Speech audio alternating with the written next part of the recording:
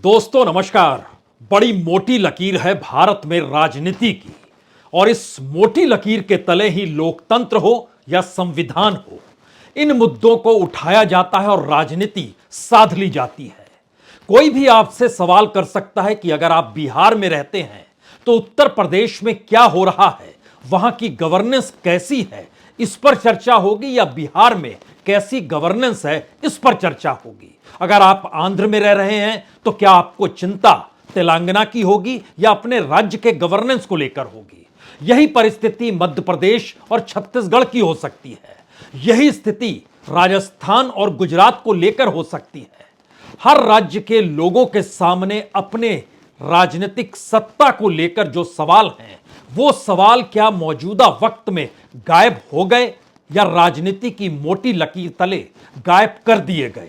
लोकतंत्र की दुहाई दी गई। पिछले दिनों सांप्रदायिक हिंसा का जो तांडव रामनवमी के वक्त देश भर में नजर आया, लेकिन किसी ने यह सवाल क्यों नहीं उठाया कि बिहार में नीतीश कुमार की अगर सरकार है तो रूल ऑफ लॉ क्या कर रहा है और उनके खिलाफ कार्रवाई क्यों नहीं हुई।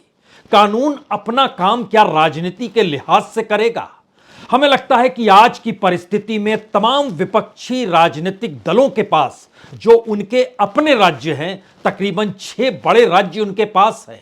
अगर उसमें आप उड़ीसा और आंध्र प्रदेश को निकाल दीजिए, क्योंकि यह दोनों राज्य के मुख्यमंत्री मौजूदा वक्त में मोदी सत्ता के साथ आपको नजर आते हैं, लेकिन जो विरोध भी कर रहे हैं उन्होंने अपने तौर पर अपने राज्य की गवर्नेंस की स्थिति उनकी क्या रखी है।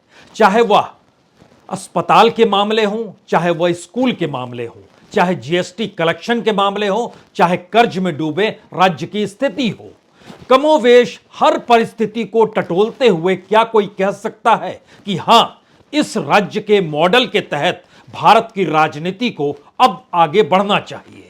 वो कर्नाटक हो सकता है, वो तमिलनाडु हो सकता है, वह केरल भी हो सकता है, लेकिन तमाम जगहों पर कर्ज में डूबे राज्य जिस तरीके से अपनी गवर्नेंस को चलाते हैं, हमें लगता है उसका समूचा कच्चा चिट्ठा आपके पास रखने की जरूरत है। तब आप समझ पाएंगे कि राजनीति की कितनी मोटी लकीर इस देश की जनता के साथ फरेब करती है।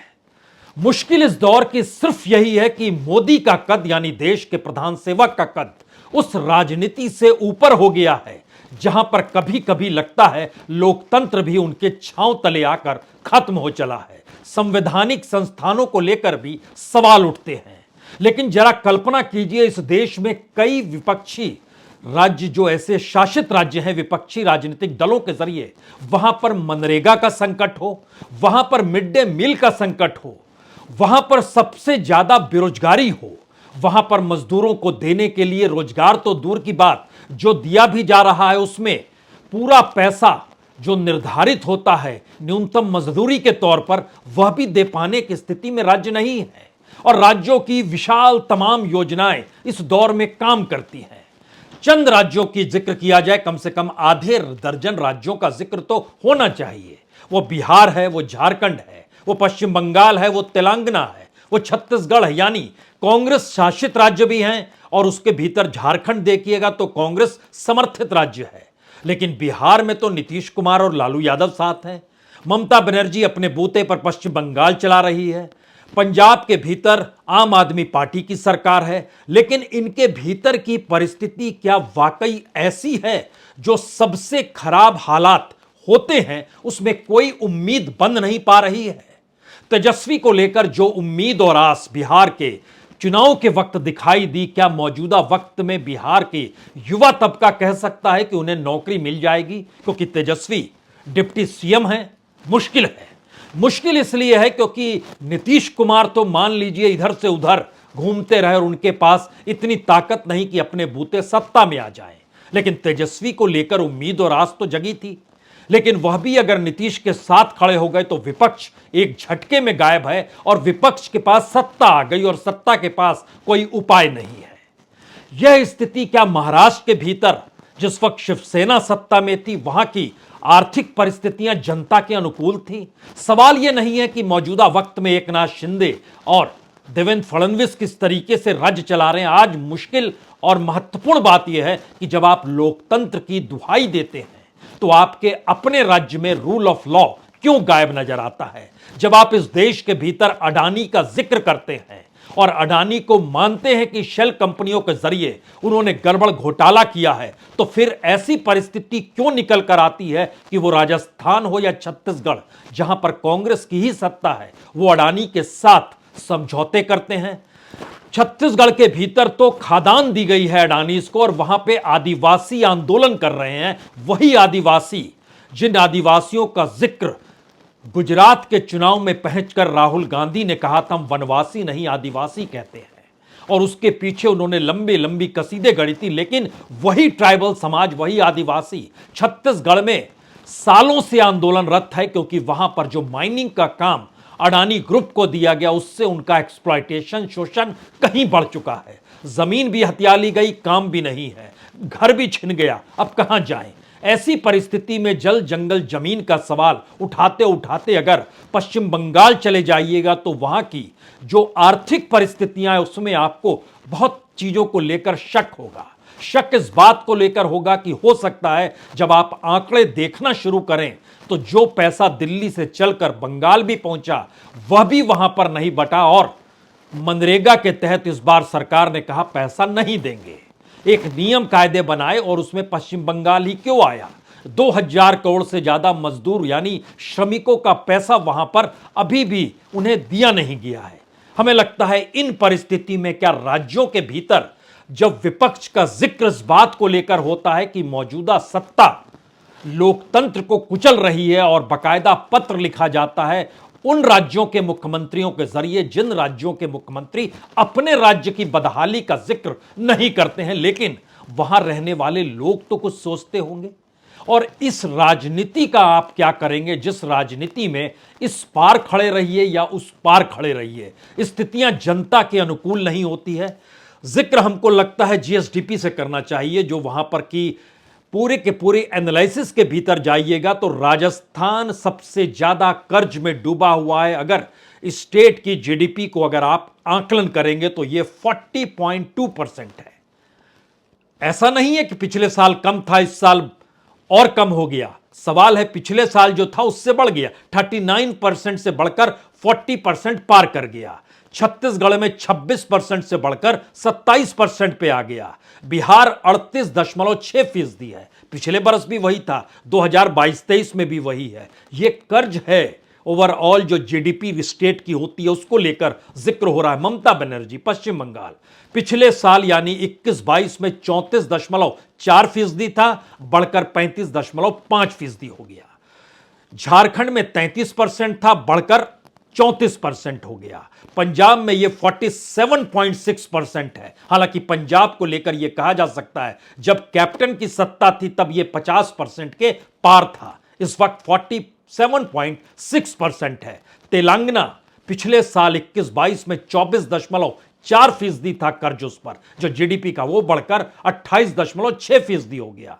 आंध्र प्रदेश 32 से 33 पर आ गया। केरल 37 से 39% पर आ गया कर्ज में डूबा हुआ। तमिलनाडु भी 27.7% से बढ़कर 32% आ गया। आप कहेंगे कि बीजेपी शासित राज्यों की भी तो यही स्थिति है, बिल्कुल है, इससे इनकार नहीं है। लेकिन जब आप बीजेपी शासित राज्यों की तुलना विपक्ष की राजनीति और गवर्नेंस को लेकर करेंगे तब आपके हाथ में हर राज्य के लोगों के साथ मुश्किल हालात, नौकरी को लेकर, इंफ्रास्ट्रक्चर को लेकर, एजुकेशन को लेकर, हेल्थ को लेकर तमाम परिस्थितियां एक के बाद उठती चली जाएंगी।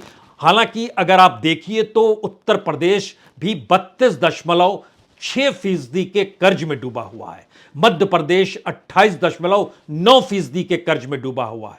गुजरात भी 19.5% के कर्ज में है। महाराष्ट्र भी 19 कर्ज में डूबा हुआ है। कर्नाटक भी 23.4% के कर्ज में डूबा हुआ है। लेकिन विपक्षी राज्यों की फहरिस्त आपको भारी दिखाई देगी। तो क्या गवर्नेंस के भीतर सरकार के ऊपर जो खर्च होता है और सरकार जिस लिहाज से वहां खर्च कर रही है उसमें राज्य लगातार कर्ज में डूबते चले जा रहे हैं। वो केंद्र पर निर्भर है, जीएसटी की पैसा चाहिए उसी पर निर्भर आकर टिक गए हैं। इस दौर में एक सवाल और खड़ा होता है, जो शराबबंदी बिहार में है तो जो शराब बिकती है और उसकी तादाद अगर शराब जो पहले बिकती थी उसी तरीके से बिक रही है तो इसका रेवेन्यू कहां जा रहा है? शराब कहीं तो बनती होगी, उसका रेवेन्यू कहां जाएगा? स्टेट के हाथ में रेवेन्यू जो सबसे बड़ा होता है वह पेट्रोल, डीजल और शराब का ही होता है।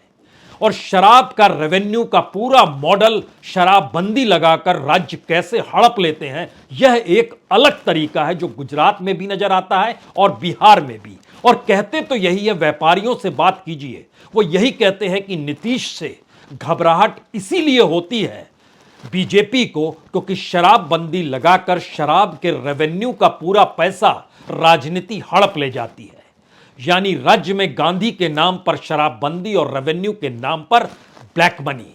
इस राजनीति और इस पूंजी को लेकर कोई क्या कहेगा, यह मॉडल भारत में उस मोटी लकीर की राजनीति का है जिसके आर पार इस देश के लोगों को ही भुगतना है। ऐसी परिस्थिति में देश को लाकर खड़ा कमोवेश हर राज्य में किया। अगर आप, जब हम जिक्र कर रहे थे रेवेन्यू डेफिसिट जो नेगेटिव में जाता है, उसमें इस देश के 10-11 राज्य हैं, लेकिन उन 10-11 राज्यों में रेवेन्यू डेफिसिट जो 2022-23 का आंकड़ा बतला रहे हैं हम आपको, आंध्र प्रदेश, पश्चिम बंगाल, तमिलनाडु, राजस्थान, पंजाब, केरल, यह जो राज्य हैं ये सारे विपक्षी राजनीतिक दलों के हैं। यानी 6 राज्यों का हमने जिक्र किया जो रेवेन्यू डेफिसिट में है।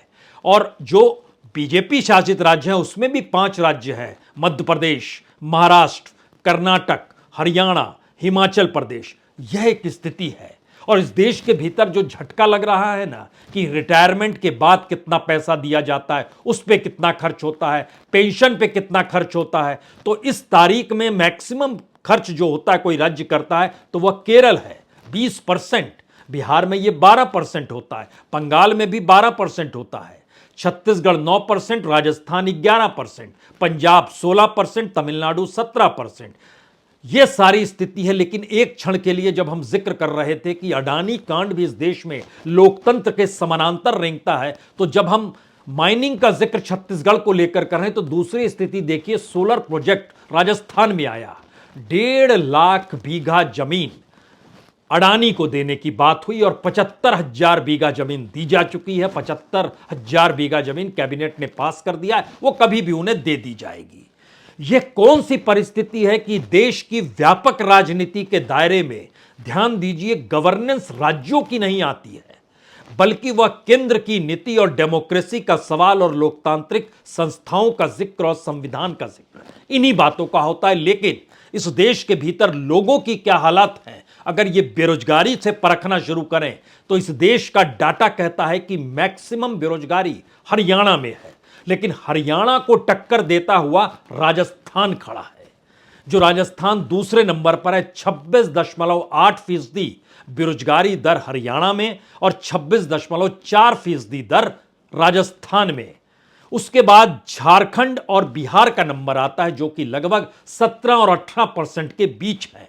इस देश के भीतर में बेरोजगारी दर 7.4%, जो हम मार्च का आंकड़ा आपको बतला रहे हैं, पूरे बरस का छोड़ दीजिए, मार्च के भीतर का आंकड़ा है कि शहरी तौर पर 8.6 और ग्रामीण के तौर पर 6.8, एवरेज 7.4, लेकिन 7 की तुलना में यानी 4 गुना ज्यादा बेरोजगारी दर राजस्थान में क्यों है? वहां तो कांग्रेस की सरकार है, हरियाणा में बीजेपी की सरकार है। सरकारों के गवर्नेंस में अंतर नहीं है। भारत के भीतर जनता की परेशानी किसी भी राज्य में आकर खड़े हो जाइए, उसी तरीके से आपके सामने आकर मुश्किल हालात पैदा करेगी। और जिस जम्मू कश्मीर का जिक्र होता है वो तीसरे नंबर पर है ओरिजिनली, वहां पर लगभग 23 से 24% के बीच बेरोजगारी दर है। यानी हरियाणा राजस्थान के बाद जम्मू कश्मीर का नंबर आता है, जहां की बेहतर स्थिति को लेकर बार बार जिक्र दिल्ली से होता है, श्रीनगर से होता है, प्रधानमंत्री करते हैं और वहां के गवर्नर करते हैं। गोवा की स्थिति भी नाजुक है, 15.9%। यह हम आपको इसलिए बता रहे हैं कि देश के एवरेज से दुगना तिगुना चौगुना बेरोजगारी दर इन राज्यों में मौजूद है और उसमें विपक्ष भी कहीं ना कहीं सामने खड़ा है।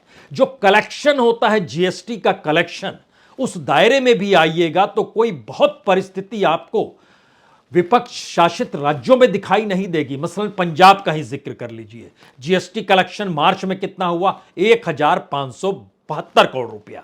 अब पंजाब की तुलना में कौन सा राज्य आप खड़ा करना चाहेंगे? अगर मान लीजिए हरियाणा खड़ा करते हैं तो हरियाणा में तो ये 6,654 करोड़ का है। दूसरी तरफ राजस्थान आइए, 3,587 करोड़ ये जीएसटी का कलेक्शन है। राजस्थान के पैरेलल में क्या गुजरात को खड़ा करें जहां पर 9,158 करोड़ है, या उत्तर प्रदेश को खड़ा करें जहां 6,620 करोड़ है? बिहार में 1,348 करोड़ रुपया जीएसटी कलेक्शन है, इसके पैरेलल में किसको खड़ा करें?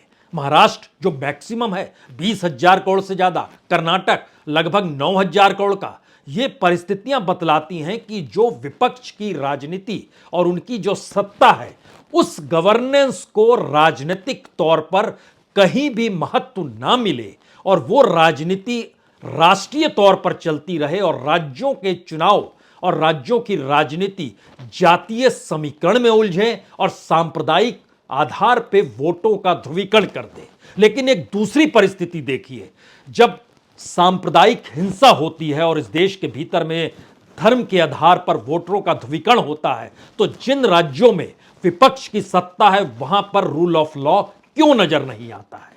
क्या पुलिस की कमी है? एनसीआरबी का डाटा बतलाता है कि जो विपक्ष शासित राज्य हैं वहां पर जो क्राइम रेट है, जो दर्ज रेट है, वो मैक्सिमम क्यों है?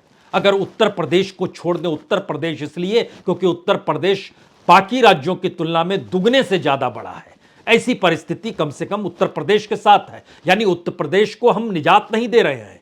लेकिन सवाल इस वक्त विपक्ष के उस राजनीतिक मॉडल का है। इस देश के भीतर में डेमोक्रेसी चलिए बच गई, संविधान बच गया, लेकिन गवर्नेंस तो अपने तौर पर आपको चलानी होगी। और इस दायरे में जब आप जीडीपी को लेकर सवाल उठाते हैं तो मैक्सिमम जो 5 राज्य है जीडीपी के, उसमें पहला नंबर महाराष्ट्र का, दूसरा तमिलनाडु का, तीसरा उत्तर प्रदेश का, चौथा गुजरात का, पांचवा कर्नाटक का।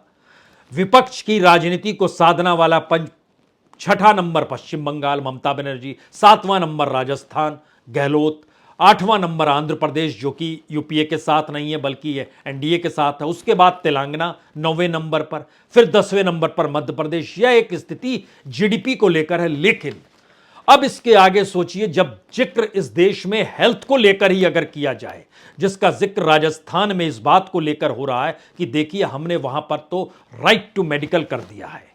ये एक अच्छी बात है, राइट टू मेडिकल कर दिया है, लेकिन ओवरऑल परिस्थिति विपक्ष की राजनीति को साधते हुए कौन कहां पर खड़ा है, यह सिर्फ इस बात से समझ लीजिए कि जो राज्यों में संख्या होती है, अगर आप जिला अस्पताल की संख्या देखें तो बिहार में 43, मध्य प्रदेश में 51, पश्चिम बंगाल में 55, उत्तर प्रदेश में 174, तेलंगाना में 15, झारखंड में 13, हरियाणा में 28, छत्तीसगढ़ में 32। हम जिला का नाम इसलिए ले रहे हैं, जितने जिले उतने अस्पताल, और उसके ठीक पैरेलल एक सब डिविजनल हॉस्पिटल्स होते हैं, उसके ठीक नीचे कम्युनिटी हेल्थ सेंटर्स होते हैं, उसके नीचे पब्लिक हेल्थ सेंटर्स होते हैं।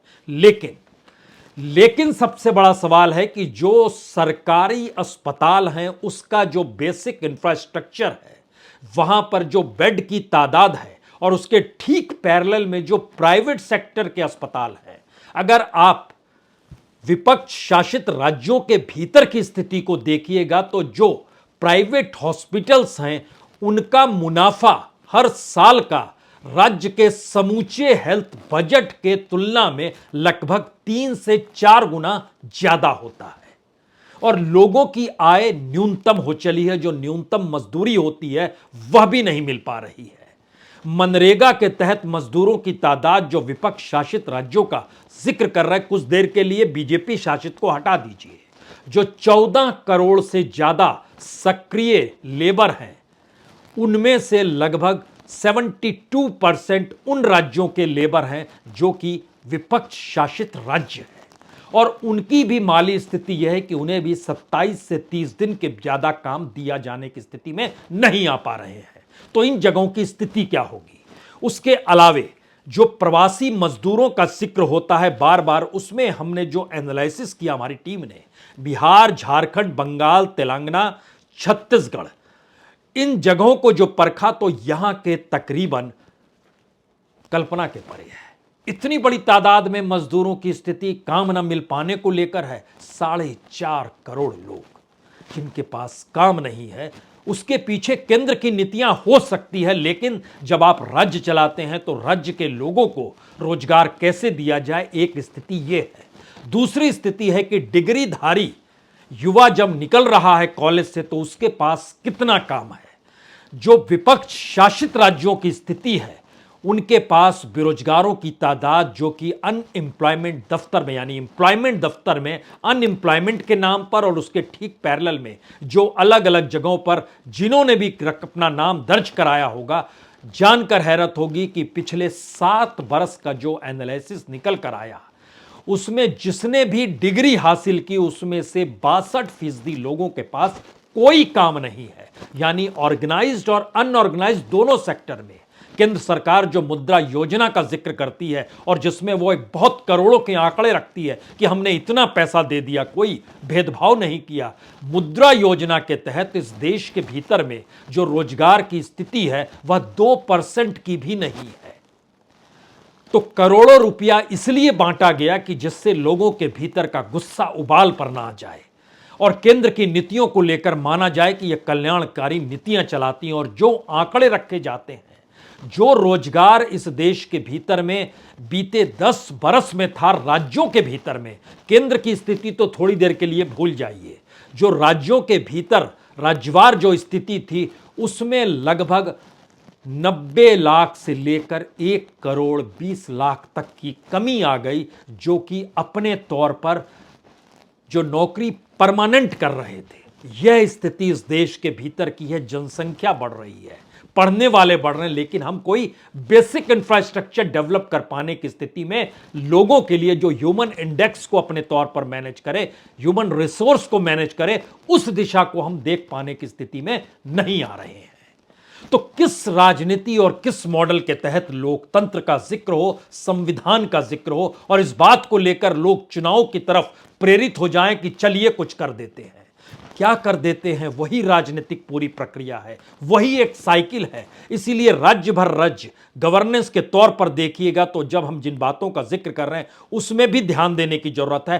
पब्लिक हेल्थ सेक्टर इस देश में सबसे ज्यादा उत्तर प्रदेश में 3277 और उसके बाद बिहार लगभग 2007। ये पब्लिक हेल्थ सेंटर जो ग्रामीण इलाकों में होता है, छिटपुट काम करते रहता है जो दिखाई देता है, लेकिन जरा ये समझिए कि समूचे बिहार, पश्चिम बंगाल, तेलंगाना, झारखंड, छत्तीसगढ़, राजस्थान, इन जगहों पर जो प्राइवेट अस्पताल हैं उनके पास जो बेड है वो बेड सरकारी अस्पतालों की बेड की तुलना में लगभग 1/4 है, लेकिन उनकी कमाई 4 गुना ज्यादा है। यह है भारत के भीतर का एक ऐसा स्ट्रक्चर जिस स्ट्रक्चर को कौन भेद पाएगा, कौन तोड़ पाएगा, कोई नहीं जानता है। क्योंकि जब आप इंडस्ट्री का जिक्र करते हैं तो हो सकता है आप दिल्ली से निकलें तो उत्तर प्रदेश, बिहार, झारखंड, बंगाल, छत्तीसगढ़, मध्य प्रदेश होते हुए आपकी हथेली खाली ही नजर आएगी। आप कहेंगे अच्छा इंडस्ट्री क्यों नहीं है। और उसके बाद जब इस देश के मैन्युफैक्चरिंग सेक्टर का डाटा देखेंगे तो फिर आप हैरत हो जाएंगे, अच्छा ये पॉजिटिव नहीं है, एक तो दूर की बात है ये नेगेटिव में है। ऐसी स्थिति इस देश के भीतर में है। तो सेंटर से लेकर स्टेट तक के बीच में जो फेडरल सिस्टम है उसको भी देखिए, और जीएसटी ना मिल पाने का रोना जो रोते हैं राज्य उसको भी परखिए, और पूरा किस रूप में केंद्र पर निर्भर है, केंद्र कैसे रिजर्व बैंक पर निर्भर है और इस देश के जो क्लास जिससे टैक्स लिया जा सकता है, मिडिल क्लास, उस पर लगातार टैक्स लगाने की दिशा में है और लगातार जीएसटी भी बढ़ाया जाता है, वह भी टैक्स कलेक्शन का एक हिस्सा है। तो हमारे यहां जो पूरा मॉडल बनाया गया है उस मॉडल के भीतर आने वाले वक्त में भारत के सौंदर्य और भारत की प्रगति और भारत के विकास और भारत के बेसिक इंफ्रास्ट्रक्चर का जिक्र नहीं है, बल्कि वो 5 ट्रिलियन इकोनॉमी का जिक्र है। स्टेट इकोनॉमी में आपको विकास दर दिखाई देती है जो एग्रीकल्चर पर ज्यादा निर्भर है, और एग्रीकल्चर पर निर्भर भारत के 55% लोग इस देश की जीडीपी में एग्रीकल्चर के जरिए सबसे ज्यादा योगदान देते हैं और एक्सपोर्ट में भी अब योगदान देने लगे हैं, जिसकी कोई महत्ता उस इकोनॉमी के दायरे में नहीं है जो बाजार चलाता है। तो भारत की राजनीति और उसकी मोटी लकीर तले जब तक जान ना निकल जाए, लोकतंत्र का रोना रो लीजिए, संवैधानिक संस्थानों को लेकर शोर मचा लीजिए, लेकिन अपने राज्य की परिस्थिति के भीतर झांक कर कभी ना देखिए, क्योंकि यह ऐसी विकट स्थिति है जिसमें एक बार आप झांक लेंगे तो हो सकता है आपको भारत की राजनीति से घृणा हो जाए। बहुत बहुत शुक्रिया, बहुत बहुत शुक्रिया।